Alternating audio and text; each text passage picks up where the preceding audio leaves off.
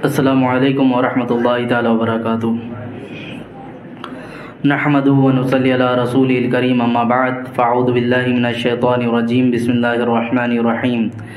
ان اللہ وملائکتہ یصلون علی النبی یا ایہا الذین آمنوا صلوا علیہ وسلموا تسلیما۔ اللہم صلی علی سیدنا وشفیعنا مولانا محمد بارک وسلم، صلاۃ وسلام علیک یا رسول اللہ صلی اللہ تعالی علیہ وسلم۔ اللہ تعالیٰ کا کروڑا احسان کہ آج اس کی دی ہوئی توفیق سے قرآن مجید کے 22.5 پارے مکمل ہوئے۔ اللہ رب العزت بقیہ قرآن مجید کی تلاوت ہمیں سماعت کرنے کی توفیق عطا فرمائے۔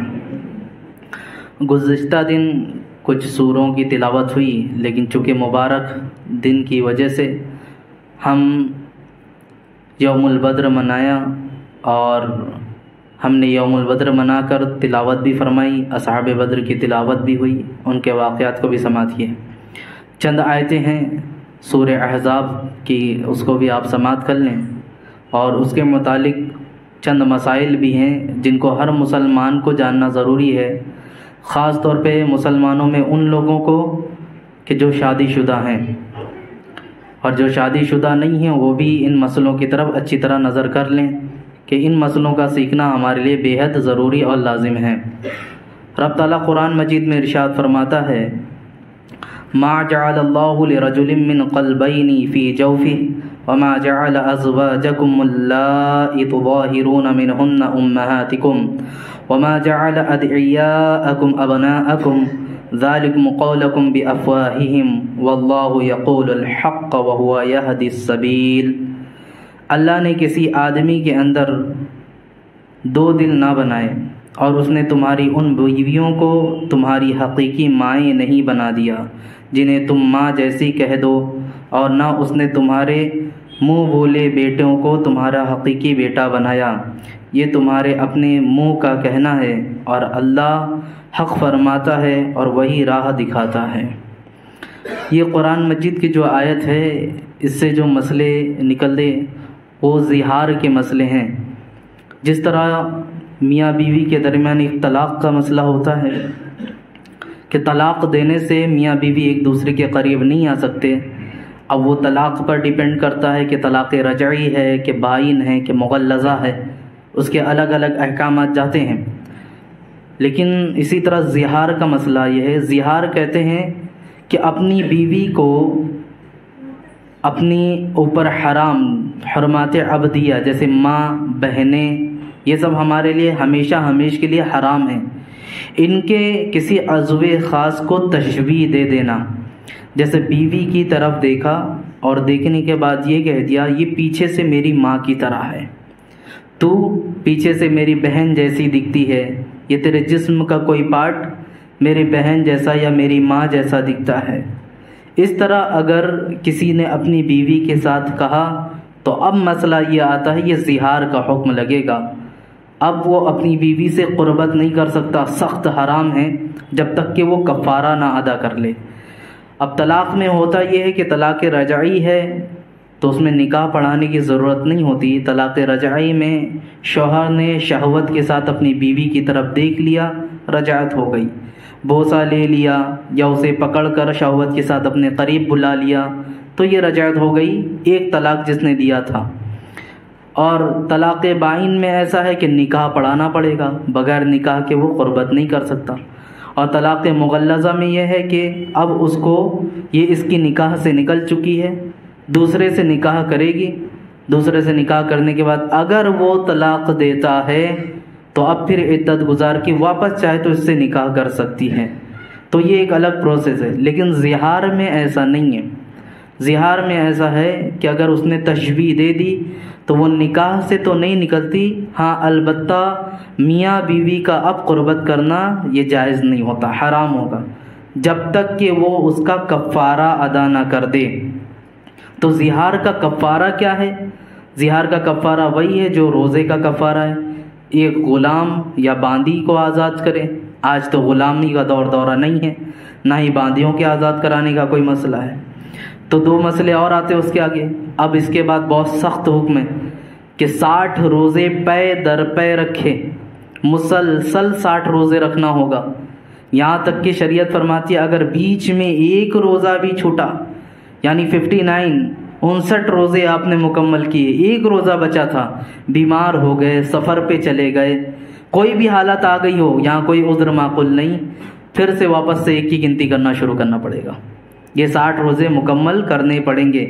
ان 60 روزوں کے درمیان بھی وہ اپنی بیوی سے قربت نہیں کر سکتا۔ یہ نہیں کہ میں کفارہ تو ادا کر ہی رہا ہوں، چلو بیوی سے قربت کر سکتے ہیں، یہ زہار کے مسئلے ہیں۔ پھر اس کے بعد کہا اگر کسی کو یہ بھی طاقت نہ ہو کہ 60 روزے رکھ سکے تو 60 مسکینوں کو 2 ٹائم کا بھر پیٹ کھانا کھلانا پڑے گا۔ 60 مسکینوں کو 2 ٹائم کا بھر پیٹ کھانا کھلانا پڑے گا۔ جب یہ کھانا کھلا دے گا تب جا کے کفارہ ادا ہوگا اور وہ قربت کر سکتا ہے۔ اس لیے اپنی بیوی کو سوچ سمجھ کر کسی سے تشبیہ دیں کہ تیرا جسم کا وہ حصہ تو میری ماں جیسی دکھتی ہے، میری ماں جیسی ہے۔ آج کل نوجوان بہت سارے اس طرح ہیں، میاں بیوی کو بیٹا اور بچہ کر کے ایک دوسرے کو مخاطب کرتے ہیں۔ ان سب الفاظوں سے گریز کریں۔ اور اسی طرح منہ بولا بیٹا جو ہوتا ہے، قرآن نے کہا کہ تمہارا منہ بولا بیٹے بولنے سے کوئی حقیقی بیٹا نہیں بن جاتا۔ اب یہ بات کیوں نازل ہوئی؟ کیونکہ حضور صلی اللہ علیہ وسلم کے نکاح میں حضرت زینب جو تھی، یہ ان کا نکاح پہلے حضرت زید بن حارثہ سے ہوا تھا۔ اب وہ چند معاملات کی بنا پر جب آپ نے چھوڑا تو حضور صلی اللہ علیہ وسلم نے حضرت زینب سے نکاح فرما لیا۔ اب اس میں دیگر لوگوں نے طعنہ مارنا کیا شروع کیا کہ دیکھو محمد نے اپنے بیٹے کی بیوی سے ہی نکاح کیا ہے، کیونکہ منہ بولے بیٹے تھے حضرت زید بن حارثہ، حضور صلی اللہ علیہ وسلم کے ساتھ ہی رہنا تھا، آپ کے ساتھ ہی آپ کی کفالت میں انہوں نے زندگی گزاری۔ تو اس پر آیت کریمہ نازل ہوئی ہے کہ کسی کے منہ بولے بیٹے بول دینے سے وہ حقیقی بیٹا نہیں بن جاتا۔ اب اس نے اگر نکاح سے اسے نکال دیا تو دوسرا آرام سے کر سکتا ہے، اگرچہ وہ باپ ہی سمجھتا ہو اسے۔ ہاں حقیقی باپ کے لیے نہیں ہوتا ہے کہ وہ اسے اپنی نکاح میں لے۔ اور بہوؤں کا جو پردہ کرنے کا حکم ہوتا ہے، اس میں ایک وجہ بہت بڑی یہ بھی ہوتی ہے، شوہر کا جو باپ ہوتا ہے وہ شوہر کی بیوی کے لیے ایسا نہیں ہے کہ غیر محرم ہے، وہ محرم میں سے آتا ہے، اسے پردہ نہ کرے چلے گا، جائز ہے۔ لیکن جو پردہ کرتی ہیں عورتیں، اس میں بہت بڑی وجہ یہ ہوتی ہے اگر سسر نے اپنی بہو کو شہوت کے ساتھ چھو لیا تو یہ اپنے شوہر پہ ابدی اباد حرام ہو جائے گی، ہمیشہ ہمیش کے لیے حرام ہو جائے گی، کیونکہ یہ اس کی ماں کی حیثیت رکھنے لگے گی۔ تو اس لیے بہوؤں کے ساتھ جو پردے کا حکم دیا گیا وہ اس کی بہت بڑی وجہ یہ ہے، وہ جو اپنے شوہروں کے ساتھ گھونگھٹ کے سامنے آتی ہیں، ساری چیزیں ہوتی ہیں۔ آج تو باضابطہ کئی گاؤں میں تو شوہر کی جو بیوی ہوتی ہے، باپ اس کا باضابطہ اپنے پیروں میں تیل ملوا رہا ہے، مالشیں کرواتا ہے۔ شیطان کب شہوت طاری کر دے کوئی بتا سکتا ہے، نیتوں کا معاملہ کیا ہو جائے۔ تو عزیزان مکرم، بہرکیف ایک بات آئی میاں بیوی کے حوالے سے تو میں نے یہ بات عرض کی کہ قرآن مجید میں ایک مسئلہ یہ بھی گزرا۔ پھر اس کے بعد سورہ احزاب میں ہی جنگ احزاب، چونکہ جس کی مناسبت سے سورت کا نام رکھا گیا، جسے جنگ خندق بھی کہتے ہیں، اس کے حوالے سے بھی ایک آیت آئی ہے۔ وہ آیت کیا ہے میں تلاوت کرتا ہوں، پہلے جنگ احزاب یعنی جنگ خندق کا پس منظر بھی سماعت کر لیں کہ جنگ احد کے بعد مشرکین تلملائے ہوئے تھے، اور بنو نذیر کے کچھ لوگ جن کو شہر بدر کر دیا گیا تھا، یہ مکہ میں ابو سفیان کے پاس آئے، اور آنے کے بعد انہیں یقین دلایا کہ ہم بہت سارے لوگوں کو جمع کریں گے، اور اب جمع کر کے محمد عربی صلی اللہ علیہ وسلم پر حملہ کریں گے، اور اس بار جیت ہماری ہوگی، ہماری فتح یابی ہوگی۔ بہت یقین دلایا۔ ابو سفیان کہتا ہے کہ جو حضور صلی اللہ علیہ وسلم کا دشمن ہے وہ ہمارا دوست ہے۔ دشمن کا دشمن بولتے دوست ہوتا ہے نا، دشمن کا دشمن دوست ہوتا ہے۔ تو اس طرح اس نے کیا کہا کہ جو ان کا دشمن ہے وہ ہمارا دوست ہے، لہٰذا ہم تمہارے ساتھ رہیں گے۔ تو ابو سفیان نے بھی حامی بھر لی، اور دیگر اطراف و اکناف کے جو کفار اور یہودی تھے ان سب کو بھی جمع کر لیا گیا۔ تقریباً بتایا جاتا ہے کہ 10,000 سے زیادہ کا لشکر تیار ہو گیا تھا، 10,000 سے زیادہ کا، 7,000 تو اس میں صرف پیدل چلنے والے سپاہی تھے، 3,000 گھڑ سوار تھے، 1,500 اونٹ سوار تھے، اور جتنے یہ تھے سب زرہ پوش تھے، ہتھیاروں سے لیس۔ اب الگ الگ بنی شجاع، بنی عمر، اس طرح کے قبیلے سب جوائنٹ ہوتے رہے، کوئی 400 کوئی 700 کرتے کرتے 10,000 کے اوپر کا لشکر تیار ہو گیا ان کا۔ اب 627 عیسوی میں یہ مدینے کی طرف روانہ ہوئے۔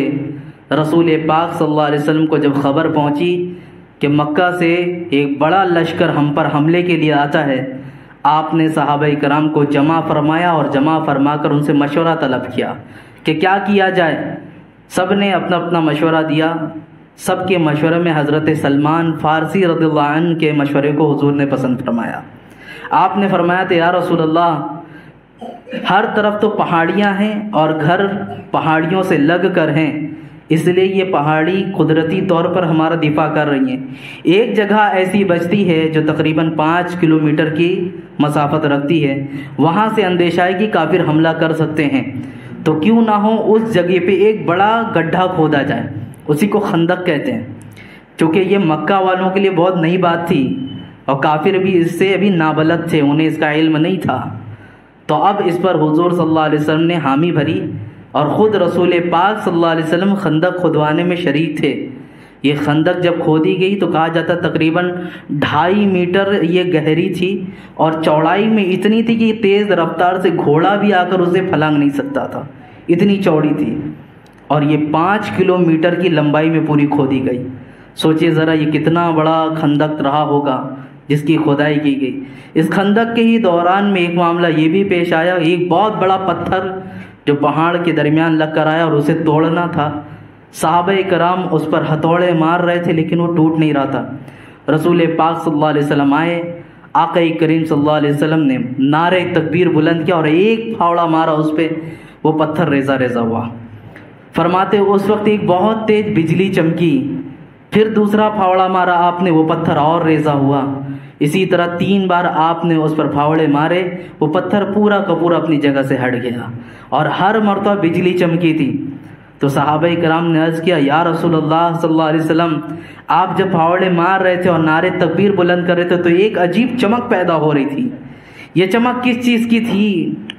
حضور صلی اللہ علیہ وسلم نے فرمایا، جب میں نے پہلا پھاوڑا مارا تھا تو میں نے فرا ملک کو فتح ہوئے دیکھا۔ تو اس طرح آپ نے 3 جگہ کی بشارت بھی دی کہ میں نے اپنے سامنے اپنے اصحاب کو اس جگہ کا قابض دیکھا ہوں۔ عزیزان مکرم، یہ بشارت بھی دی گئی، خندق کھل گئی، ساری چیز ہوئی۔ اب کافر یہاں پر پہنچے تو دیکھا ان کے سامنے بڑی خندق ہے، ایک بڑی خندق کھدی ہوئی ہے، کس طرح اسے پار کر سکتے ہیں؟ عزیزان مکرم، خیر 24 دن کا محاصرہ تھا یہ، تقریباً 24 دن تک وہ لوگ اسے گھیر کر کھڑے تھے۔ اب 24 دن ہونے کے بعد نہ کوئی باہر جا سکتا تھا نہ اندر آ سکتا تھا۔ یہ محاصرہ ہونے کے بعد مسلمانوں میں تھوڑا خوف و ہراس پیدا ہوا، اور اس کی وجہ یہ بنی تھی کہ کافروں میں سے 3 شخص بڑے جو پہلوان تھے، وہ خندق کے ایک کنارے سے جہاں تھوڑا خندق کو پار کیا جا سکتا تھا وہاں سے گھوڑے کو پھاند کر اندر گھس گئے تھے۔ اب ان لوگوں نے آواز دی، ہے کوئی جو ہم سے مقابلہ کرے، ہے کوئی جو ہم سے جنگ کرے، اس طرح اعلان کرنا شروع کر دیا۔ وہ لوگ ابھی چلا ہی رہے تھے، ادھر سے حضرت علی رضی اللہ نے ہاتھ اٹھایا کہ یا رسول اللہ مجھے اجازت دیں میں ان سے مقابلہ کروں۔ حضور صلی اللہ علیہ وسلم نے انہیں منع فرمایا۔ پھر ان لوگوں نے آواز لگائی، 3 مرتبہ ایسا ہی ہوا، تینوں مرتبہ حضرت علی نے اجازت فرمائی۔ اب حضور صلی اللہ علیہ وسلم نے انہیں اجازت مرحمت فرمائی اور ان کے ہاتھ پہ اور چہرے پر ایک کپڑا باندھا اور انہیں جھنڈا دے کر میدان میں بھیج دیا۔ حضرت علی رضی اللہ عنہ جیسے ہی گئے، وہ حیدر کرار ہیں، ان کے پاس ذوالفقار حیدری ہے، کون ان کے مد مقابل میں آتا؟ وہ جیسے ہی میدان میں اترے سب میدان چھوڑ کر بھاگنا شروع کر دیے، اور ان میں سے ایک سردار کو تو آپ نے قتل بھی کر دیا۔ اس کا قتل ہونا تھا کہ جو 2 لوگ اور تھے وہ الٹے پاؤں بھاگنا شروع کیے، یہاں تک کہ ایک گھوڑے کے ساتھ خندق میں ہی گر پڑا، خندق میں ہی پھنسا ہوا تھا۔ حضرت علی رضی اللہ عنہ اس خندق میں اتر کے اس کو مارے، اس کو واصل جہنم کیا اور اس کے بعد واپس آ گئے۔ اب یہ ساری چیز ہوئی تھی کہ اب کافر دھیرے دھیرے ادھر سے آ سکتے ہیں. رات کا سناٹا طاری ہوا، تھوڑا مسلمان خوف زدہ ہی ہوئے تھے کہ اللہ کی مدد آ گئی. قرآن مجید میں وہی فرمایا اللہ رب العزت نے، یا ایھا الذین آمنوا اذکروا نعمت اللہ علیکم اذ جاءتکم جنود فارسلنا علیہم ریحا وجنودا لم تروها وکان اللہ بما تعملون بصیرا. اے ایمان والو، اللہ کا احسان اپنے اوپر یاد کرو. جب تم پر کچھ لشکر آئے تو ہم نے ان پر آندھی اور لشکر بھیجے جو تمہیں نظر نہ آئے، اور اللہ تمہارے کاموں کو دیکھ رہا ہے. یعنی دو طرح کی مدد آئی. ایک اللہ رب العزت نے آندھی کو بھیجا تھا، اور دوسری چیز اللہ رب العزت نے فرشتوں کو بھی نازل فرمایا تھا. یہ دونوں مدد آئی تھی. اب ہوا ایسا تھا کہ رات کا سناٹا طاری ہوا، سخت ترین آندھی آئی، اور روایتوں میں فرمایا جاتا ہے یہ آندھی ایسی آئی کہ انہوں نے جہاں جہاں پڑاؤ کیا تھا ان کے منڈپ کو بھی اٹھا لے گئی. ان کا پنڈال اڑ گیا، ان کی ہانڈیاں الٹ پڑی، چولہے بجھ گئے، یہاں تک کہ ان کو ایک دوسرے کی شکلیں نظر نہیں آ رہی تھیں.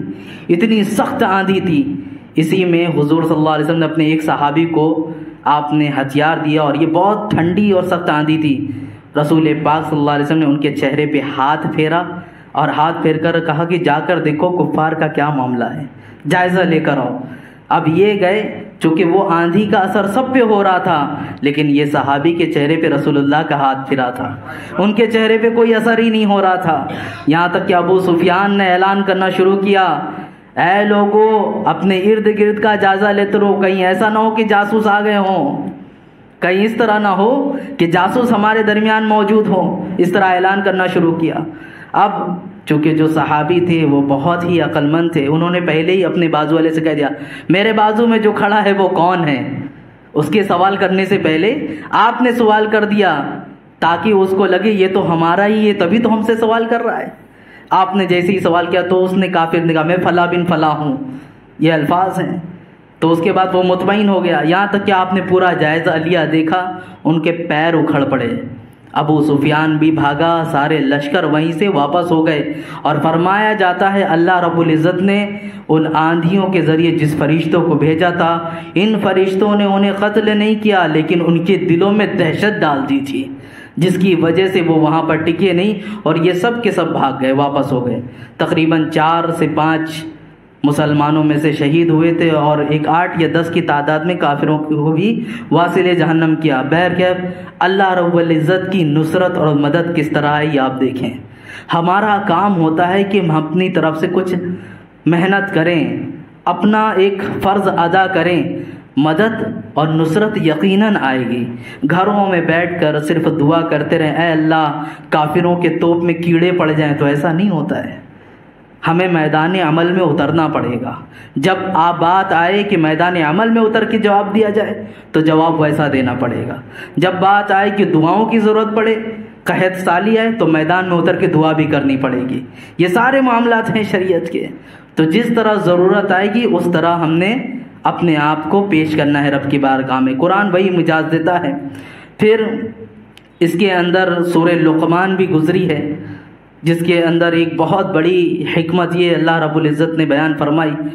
حضرت لقمان یہ کوئی نبی نہیں تھے، اللہ کے برگزیدہ بندے ہیں، لیکن انہوں نے جو نصیحتیں کی ہیں اپنے بچوں کو، اللہ رب العزت نے اسے قرآن مجید میں درج فرما دیا.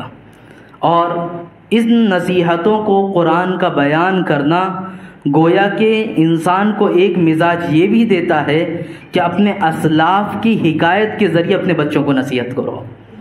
لوگ کہتے ہیں نا آج کربلا ہوئے کب زمانہ ہو گیا، آج تم حکایتیں بیان کرتے ہو.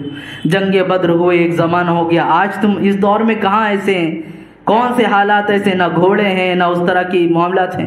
اب تو ٹیکنالوجی کا دور ہے. میاں ساری چیزیں تبدیل ہو گئی ہوں لیکن ہمت تو وہی ہونی چاہیے نا. انسان کے اندر مردانگی وہی ہونی چاہیے، رب پہ بھروسہ اسی طرح کا ہونا چاہیے. یہ اصل بتانا ہوتا ہے. اگرچہ ہمارے پاس اسباب نہ ہوں، کوئی چیز موجود نہ ہو، اپنے بچوں کو جو ہم ہمیشہ دین پہ مر مٹنے کی باتیں سکھاتے ہیں اور انہیں واقعات سناتے ہیں، اسلاف کی زندگی بتاتے ہیں، اس کی وجہ ہی یہی ہوتی ہے تاکہ ہمارا بچہ نڈر اور ناکارہ نہ رہے. ظلم سہنے والا بھی ظالم ہوتا ہے. ظلم کرنے والا ہی صرف ظالم نہیں، بلکہ ظلم ہوتا ہوا دیکھ کر خاموش بیٹھے ہیں یہ مظلوم بھی ظالم کہلائے گا۔ اس لیے جب بھی کہیں پر ظلم ہو رہا ہو اور آپ جس قدر آواز اٹھا سکتے ہوں تو اس کے لیے آواز اٹھانا پڑے گا۔ بہرکیف حضرت لقمان نے جو اپنے بیٹوں کو نصیحت کی وہ لمبی چوڑی نصیحت ہے، میں خالی یہاں پر اتنی باتیں عرض کرنا چاہتا ہوں کہ اپنے بچوں کو نصیحت کرو۔ ہم بڑھاپے کی دہلیز پر پہنچتے پہنچتے بچوں کو تو اپنے بزنس کا سارا سامان بتا دیتے ہیں، بیٹا ہمیں مال یہاں سے اٹھاتا ہوں، سامان کو وہاں بھیجتا ہوں، اتنے انڈر میں لوگ کام کرتے ہیں، اتنی ساری چیزیں ہیں، یہاں پراپرٹی ہے، وہاں یہ ہے، میرے بعد تم کو ہی سنبھالنا ہے۔ یہ ساری نصیحت ہم کرتے نا اپنے بچوں کو، یہ تم کرتے ہو صحیح ہے، لیکن ساتھ ہی ساتھ انہیں بتاؤ ہم زندگی میں جو یہاں زندگی گزار رہے دنیا میں آ کر، ہماری دنیا میں آ کے زندگی گزارنے کا مقصد کیا ہے، ہم نے عبادت کس کی کرنی ہے، ہمیں زندگی کس طرح گزارنا ہے، سب آپ نے نصیحت فرمائی کہ اللہ کے ساتھ کسی کو شریک نہ ٹھہرانا، اپنے ماں باپ کے ساتھ حسن سلوک کرنا، بہت ساری نصیحتیں آپ نے فرمائی۔ عزیزان مکرم، بچوں کا سب سے بڑا مربی اس کی ماں اس کے باپ ہوتے ہیں۔ بچہ مدرسے میں جا کر بعد میں سیکھتا ہے، پہلے اپنے گھر میں اپنی ماں کی گود میں پروان چڑھتا ہے۔ اس لیے ماں کی گود کو سب سے پہلی درسگاہ کہا گیا کہ ماں کی گود میں جب بچہ ہوتا ہے وہیں سے سیکھنا وہ شروع کر دیتا ہے۔ اب ماں کی ذمہ داری ہے وہ اپنے بچوں کو کیسا پروان چڑھاتی ہے، اپنے بچوں کو کس حد تک سنوارتی ہے۔ بہرکیف سورہ لقمان نے ایک یہ مزاج ہم لوگوں کو ملا۔ پھر آگے آج جو خاص طور پہ آیت تلاوت ہوئی سورہ یاسین کی بھی الحمدللہ آپ نے تلاوت سماعت کی۔ یاسین شریف کی بڑی فضیلتیں ہر کوئی جانتا ہے۔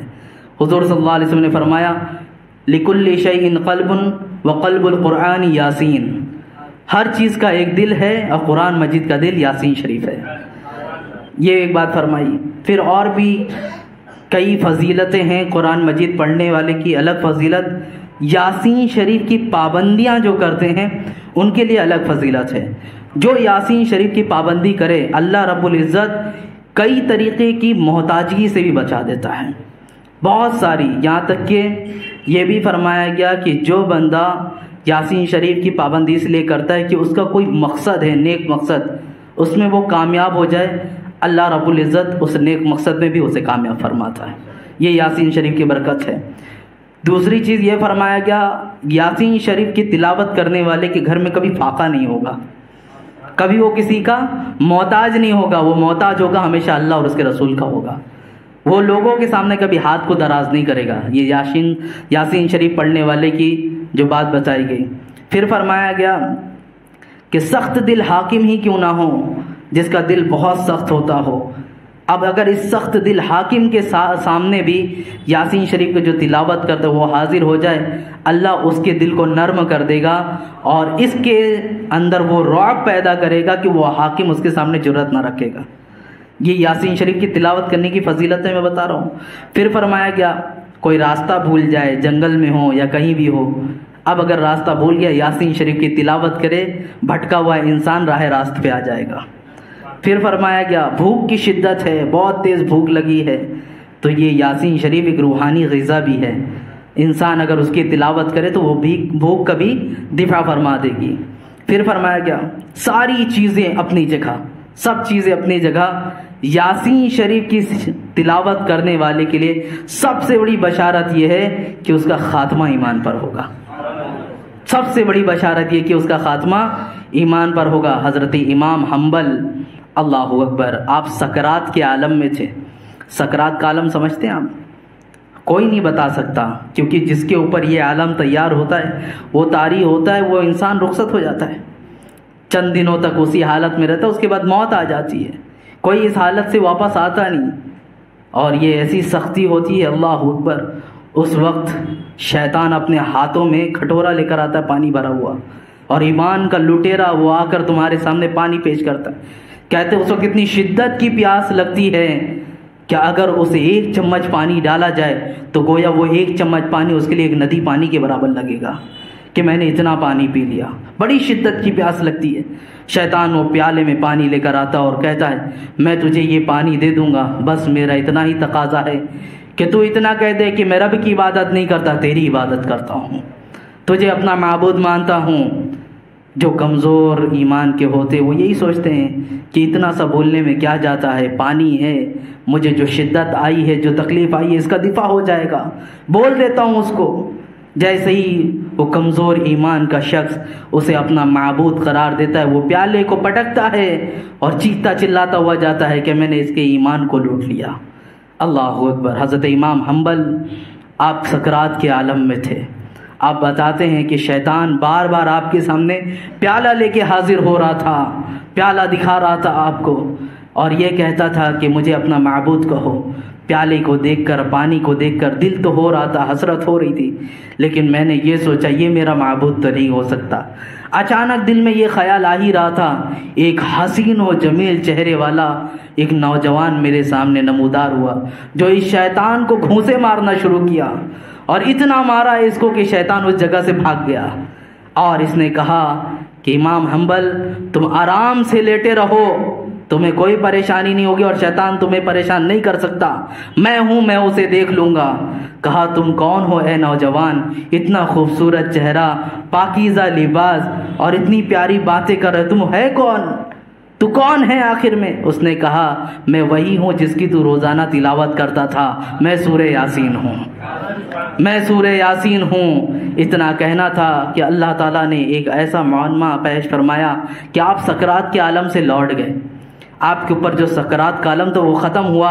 شاگرد آپ کی ارد گرد موجود تھے، اور شاگردوں نے دیکھا کہ ابھی استاذ محترم نزع کے عالم میں تھے، سکرات کے عالم میں تھے، یہ تو ٹھیک ہے۔ اب حضرت امام حنبل نے کہا کہ اے بیٹوں، اے میرے بچوں، مجھ پر جو حالت طاری تھی میں اس کے بارے میں، اس کیفیت کو تمہارے سامنے بیان بھی نہیں کر سکتا کہ اس کی سختی کا عالم کیا ہوتا ہے۔ عزیزان مکرم، آپ نے پھر بتایا کہ سکرات کے معاملات ایسے ایسے تھے، سورہ یاسین کی تلاوت نے مجھے اس چیزوں سے بچا لیا ہے۔ تو سورہ یاسین کی تلاوت کثرت سے کریں، اللہ رب العزت اس کی تلاوت کرنے والوں کو بڑے بڑی چیزوں سے محفوظ فرما دیتا ہے، بڑی بڑی چیزوں سے۔ آپ کے بہت سارے مقاصد ہیں، میں کہتا ہوں ان مولویوں کے پاس، ان باباؤں کے پاس جانا، تعویذ بنوانا، آپ 2 گھنٹہ دینے کے لیے تیار ہوتے ہو، کرتے ہو کہ نہیں؟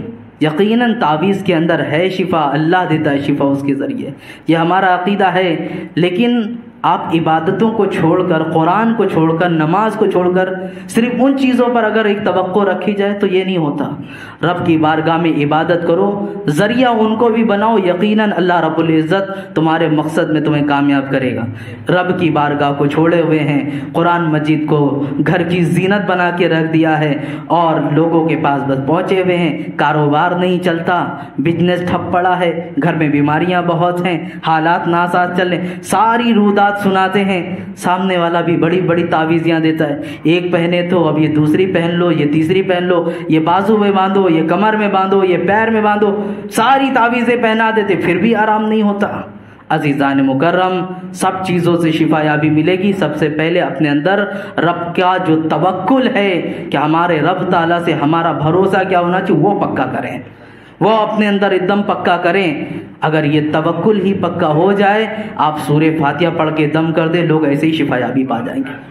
آپ کے اندر اگر توکل پیدا ہو جائے۔ عزیزان مکرم، تو یاسین شریف کی جو فضیلتیں میں نے آپ کے سامنے پیش کی، اب یاسین شریف کے اندر کچھ چیزیں اور کچھ آیتیں گزری ہیں جس کے بارے میں میں آپ کے سامنے پیش کروں کہ یاسین شریف میں ایک شخص کے بارے میں ایسا فرمایا گیا کہ اللہ رب العزت نے فرمایا وَقِيلَ ادْخُلِ الْجَنَّةَ، جنت میں داخل ہو جا۔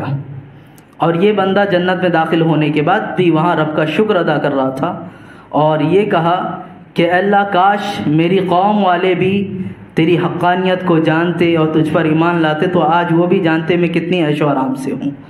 یہ ہوا کیسا تھا کہ ایک قبیلے میں 2 نبی کو بھیجا گیا، یہ دونوں نبی آئے، میں مختصراً عرض کرتا ہوں، اور انہوں نے آنے کے بعد جس طرح سب نبیوں کا یہ معاملہ تھا کہ اللہ کی وحدانیت کا اقرار کرانا، بت پرستی سے روکنا، مجوسیت جو اختیار کریں آگوں کی پوجا کرتے ان سے منع کرنا، سب کو یہی بتانا کہ ہمارا معبود حقیقی اللہ رب العزت ہے۔ انہوں نے بھی آ کے دعوت دی، انہوں نے جھٹلانا شروع کیا۔ پھر اللہ رب العزت ایک تیسرے نبی کو بھی بھیجا، تیسرے نبی کو جب بھیجا انہوں نے اس کو بھی جھٹلایا. کہا اللہ نے اگر نبی بھیجا ہے تو انسان کی شکل میں کیوں ہے؟ انسان تو ہم بھی ہیں، انسان تو تم بھی ہو. نبی بھیجنا ہی تو کسی فرشتے کو بھیج دیتا. یہ انسانی شکل میں کیوں آئے ہیں؟ جس طرح پچھلے لوگوں نے انکار کیا تھا، ان کی بھی بات آئی کہ انہوں نے بھی ایسے انکار کیا. اب اسی قوم میں ایک نوجوان تھا جو ان کی بات اور دعوت کو سنتے ہوئے وہ پہلے ہی سے مسلمان تھا، اور اس نے جان لیا کہ یہ صحیح لوگ ہیں، یہ رب کی طرف بلاتے ہیں. اب یہ اپنی قوم کی طرف گیا، اور جانے کے بعد اس نے ان کو دعوت دینا شروع کیا کہ یہ جن کی تم پوجا کرتے ہو یہ جھوٹے لوگ ہیں، یہ سچے نہیں ہیں. یہ جو 3 لوگ ہیں یہ اگر تمہیں اپنے رب کی جانب بلا رہے ہیں تو ذرا ان کو دیکھو، ان کا کوئی مفاد بھی ہے، کوئی فائدہ بھی ہے اس میں کہ تم ایمان لاؤ گے تو ان کا فائدہ ہوگا. میاں آج کا دور ایسا ہے، اگر کوئی آپ سے بات بھی کرتا ہے، کوئی آ کر اچھے مشورے بھی دیتا ہے تو اس کے پیچھے ایک دوسرا پہلو یہ رکھنا، ابھی تک تو یہ میرے پاس آتا نہیں تھا، آج اچانک آ کے کیوں بات کیا. کوئی نہ کوئی بینیفٹ اس کا ضرور چھپا ہوتا اس میں، بغیر مفاد کے کوئی نہیں آتا. تو یہ فائدہ دیکھنے کے لیے تو انہوں نے یہی کہا کہ دیکھو یہ تینوں جو دعوت دے رہے ان کا کوئی اپنا فائدہ ہے کیا؟ کیوں دعوت دے رہے ایسا؟ لیکن قوم کے آنکھوں پر پردے پڑے تو انہوں نے ایک بھی نہ سنی، ایک بھی ان کی بات پہ کان نہ دھری، یہاں تک کہ یہ دعوت دینے والے کو بھی شہید کر دیا، اس کو مار دیا ان لوگوں نے. اب جب اس کا انتقال ہوا تو قرآن وہی فرماتا ہے کہ اللہ رب العزت نے فرمایا وَقِيلَ ادْخُلِ الْجَنَّةَ، اس سے فرمایا کہ جنت میں داخل ہو جا. جب جنت میں گیا، جانے کے بعد بھی اپنے قوم کے بارے میں ہمدردی رکھی. مفسرین یہ فرماتے ہیں انسان چاہے جتنا کسی پر ظلم کرے اس کے بارے میں حسن ظن ہی رکھو، اس کے بارے میں دعا کی جو کر درخواست کرو، وہ مغفرت کی دعا کرو. یہی تو حال ہے رسول پاک صلی اللہ علیہ وسلم کی زندگی دیکھیں، طائف کے مقام پر ہیں، کتنے پتھر مارے گئے تھے. معلوم ہے آپ کا ایک مقام تو ایسا بھی آیا تھا کہ ایک جنگ کے موقع پر آپ کا دندان مبارک شہید ہو گیا، اور آپ کے چہرے مبارک پر جو سر کے اوپر کوئی چیز پہنے ہوتے لوکھنڈ کی وہ ٹوٹ کر گھس چکی تھی، اس کو دانت سے پکڑ کر کھینچ کے نکالا گیا تھا، اور خون اس طرح شدت کا بہ رہا تھا. حضرت علی اپنی ڈھال کے اندر پانی بھر بھر کے لاتے. حضرت فاطمہ صدیقہ رضی اللہ عنہ، حضرت فاطمہ رضی اللہ عنہ، ان کا حال ایسا کہ وہ خون کو پوچھا کرتی تھی، پھر بھی خون بند نہیں ہوتا، یہاں تک کہ چٹائی کو جلا کر اس کی راکھ بنائی گئی، پھر اس زخم پہ رکھا گیا تب جا کے خون بند ہونا. یہ ساری چیزیں ہو رہی تھی. کیا رسول پاک صلی اللہ علیہ وسلم کی زندگی میں جا کر دیکھو آپ نے بد دعا کی کبھی؟ بلکہ طائف کے مقام کا حال تو ایسا ہے کہ جب ان ظالموں نے آپ پر پتھر برسائے، حضرت جبریل امین نے آواز دی کہ یا رسول اللہ رب العزت نے ایک فرشتہ آپ کے پاس بھیجا ہے جو پہاڑوں کو اٹھانے کی طاقت رکھتا ہے، آپ خالی حکم دے دیں ان بستی والوں پر یہ دونوں پہاڑوں کو لا کر ملا دے گا، ان بستی والوں پر یہ دونوں پہاڑوں کو لا کر بلا دے گا. اللہ کے رسول صلی اللہ علیہ وسلم نے فرمایا اے جبریل رہنے دو، میری امت میں یہ اگرچہ مجھ پر ایمان نہ لائیں لیکن ان کی نسلوں میں آنے والے لوگ میرا کلمہ پڑھنے والے لوگ. رسول پاک صلی اللہ علیہ وسلم دور کی باتیں بتا رہے تھے، اور آج بھی بتاتے ہیں. آپ جاؤ عرب کی سرزمین پر، جتنے بڑے سنی صحیح العقیدہ منقوص مولود منانے والے طائف کے میدان میں ملیں گے وہ اور کہیں نظر نہیں آئیں گے، وہ اور آپ کو کہیں نظر نہیں آئیں گے. عزیزان مکرم، یہ ساری چیزیں حضرت ابراہیم بن ادہم ان کی زندگی اٹھا کر دیکھیں، ان کی زندگی کا تو معاملہ ایسا تھا اللہ اکبر. آپ ایک قبرستان کے پاس بیٹھے تھے، ایک بادشاہ کا وزیر تھا یا سپاہی تھا وہاں سے گزر رہا تھا. کہا کون ہو، کہاں رہتے ہو؟ کہا میں یہیں رہتا ہوں. کہا تمہارا قبیلہ اور شہر کون سا ہے؟ کہا میرا شہر یہی ہے. کہا یہ تو قبرستان ہے. آپ نے کہا قبرستان وہ ادھر ہے جہاں سے تم آ رہے ہو، وہ قبرستان ہے، یہ تو میرا اپنا شہر ہے. اتنے پہ وہ بات چڑ گیا اور چڑ کر آپ کے سر پہ کھپ کس کے ایک ڈنڈا دے مارا جس سے خون کا پھوارا نکل پڑا. وہ خون کا نکلنا تھا، آپ اس کو کھینچ کے ایک سپاہی نے حضرت ابراہیم بن ادہم کو کھینچا اور کھینچتے ہوئے سپاہیوں کے بیچ میں لائے. چند سپاہی نے حضرت ابراہیم بن ادہم کو پہچان لے. کہا یہ کیا کرا تم نے ان کے ساتھ؟ کہا یہ دیوانہ ایسی ایسی باتیں کرتا ہے. کہا یہ دیوانے نہیں، حضرت ابراہیم بن ادہم ہیں. اس نے بھی نام سن رکھا تھا لیکن کبھی چہرہ نہیں دیکھا تھا. دیکھا فوراً اتنا سننا تھا، گھوڑے سے اترا اور معافی مانگنے لگا. کہا مجھے معاف کر دو. کہا بیٹے معاف کرنے کی بات تو چھوڑو، میں تو تمہیں دعا دے رہا ہوں جب سے۔ کہا مجھے دعا کس بات کی، میں نے تو آپ کے ساتھ سختی کی۔ کہا تم نے جیسے ہی میرے ساتھ سختی کی، میرے ساتھ برائی کا ارادہ کیا، تمہارے اس ارادے نے اللہ کی جانب سے مجھے ثواب عطا فرمایا ہے۔ یعنی جب بھی کوئی تمہاری غیبت کرے، تمہارا برا چاہے، تو اس کا برا چاہنا اپنی جگہ، اس کی جانب سے تمہیں ثواب بھی تو ملے گا۔ ایک بزرگ تھے، ان کے بارے میں یہی فرمایا گیا، جب جب وہ سنتے تھے میری غیبت کی گئی، تو جو ان کی غیبت کرتا تو اس کے پاس وہ لڈو بھجواتے تھے، مٹھائیاں بھجواتے تھے، جاؤ اس کو مٹھائی کھلا کر لے کر آؤ۔ کیونکہ کیا فرمایا گیا، جس شخص نے جس کی غیبت کی دوسرے کی، تو اس کا ثواب اللہ رب العزت اسے عطا فرما دے گا۔ تو وہ خوش ہو جاتے تھے کہ میرے پاس ثواب آ رہا ہے۔ کسی کی غیبت کرنا، اس طرح چیزیں اچھی نہیں ہوتی۔ عفو درگزر سے کام لیں، کوئی اگر آپ کا برا بھی چاہے اسے بخش دیں، معاف کر دیں، وہ رؤوف الرحیم ہے، اللہ رب العزت ہے۔ اس رب کی شان دیکھیں، ہم کتنی نافرمانیاں کرتے ہیں، ہم کتنی نافرمانی کے دن سے لے کر رات تک، صبح سے لے کر شام تک اپنی زندگی کو ٹٹول ٹٹول کر دیکھ لیں کہ کتنے ہم نے اس کے احکام پر عمل کیا اور کتنی نافرمانی کی۔ اگر نافرمانیوں کے اعتبار سے وہ سزا دینا شروع کر دیتا تو آج ہم یہ دن بھی نہ دیکھ رہے ہوتے، آج ہم یہاں بھی نہ کھڑے ہوتے۔ لیکن وہ رؤوف الرحیم ہے، وہ بخش رہا ہے، رحم فرما رہا ہے۔ بلکہ قرآن مجید میں تو اعلان فرماتا ہے، یا ایھا الانسان ما غرک بربک الکریم، اے انسان تجھے تیرے رب کریم سے کس چیز نے پھیر رکھا ہے، لوٹا ابھی لوٹا۔ عزیزان مکرم، یہ تمام حکایتیں اور یہ تمام باتیں جو میں نے آپ کے سامنے پیش کی، اس کی سب سے بڑی وجہ یہی ہے کہ اپنے درمیان عفو درگزر کا معاملہ رکھیں۔ کبھی کبھی ہوتا ہے، انسان ہیں، ہمارے اندر غصے کا بھی مادہ رکھا گیا، ان غصوں پہ کنٹرول کریں۔ مجھے خود بھی غصہ بہت آتا ہے، میں اللہ کی بارگاہ میں دعا کرتا ہوں مجھے خود کو بھی غصے پر کنٹرول کرنے کی طاقت عطا فرمائے۔ لیکن یہ غصہ اچھی چیز نہیں ہوتی، غصے میں لیے ہوئے فیصلے انسان کے معاملات اور کام بگاڑتے ہیں، سدھارتے نہیں۔ سنجیدگی کے ساتھ معاملات کریں، کسی سے اگر کچھ اونچ نیچ ہو جاتی ہے تو اس کی درگزر کرنے کی کوشش کریں۔ اور اگر آپ کو اس میں آئیڈیل بنانا ہے تو قرآن مجید فرماتا ہے ہمارے لیے سب سے بڑے آئیڈیل رسول پاک صلی اللہ علیہ وسلم ہیں۔ ان کی زندگی اٹھا کر دیکھو، لوگوں نے ان کے ساتھ کس حد تک کے معاملات کیے، کیسا ظلم و ستم ڈھایا، لیکن رسول پاک صلی اللہ علیہ وسلم باوجود اتنے کہ فتح مکہ کے وقت صحابہ آپ کے انڈر میں تھے، آپ نے ان کی جانب کیا فرمایا، لا تثریب علیکم اليوم فاذهبوا انتم الطلقاء، آج تم میں سے کسی کی گرفت نہیں، جاؤ تم سب آزاد ہو۔ یہ رسول پاک صلی اللہ علیہ وسلم کی شان ہے۔ تو ہمیں بھی، ہم ان کے غلام ہیں، ہم یہی کہتے ہیں نا، ہم ان کے غلام ہیں۔ اللہ رب العزت سے دعا کرو حقیقی غلامی عطا فرمائیں۔ آج جو کچھ بیان ہوا مولا تعالی ہم سب کو اس پر عمل کرنے کی توفیق عطا فرما۔ اے پاک پروردگار عالم، ہم سب کو کہنے سننے سے زیادہ عمل کی توفیق عطا فرما۔ مولا یہاں جتنے لوگ بیٹھے ہیں ہم سب کو اٹھنے سے پہلے بخشوں میں شمار عطا فرما۔ اے پاک پروردگار عالم، قرآن مجید کی خوب برکتیں نصیب فرما۔ اے اللہ یاسین شریف کی تلاوت کی ہمیں توفیق عطا فرما۔ اے پاک پروردگار عالم، بروز محشر اس یاسین شریف کو ہمارے لیے شفاعت کا ذریعہ بنا۔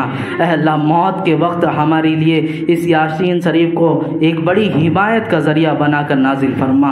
پاک پروردگار عالم، تیری بارگاہ میں التجا اور دعا ہے، ہم سب کو جب تک جیے ایمان پر زندہ رکھ، جب موت آنی ہو تو ایمان پر بھی موت نصیب فرما۔ اے پاک پروردگار عالم، تیری بارگاہ میں التجا اور دعا ہے، ہم سب کو ماہ رمضان کی خوب برکتیں نصیب فرما، اس کے صدقے طفیل ہم سب کا خاتمہ بالخیر فرما۔ استغفر اللہ ربی من کل ذنب واتوب الیہ وما علینا الا البلاغ۔ السلام علیکم ورحمۃ اللہ تعالی وبرکاتہ۔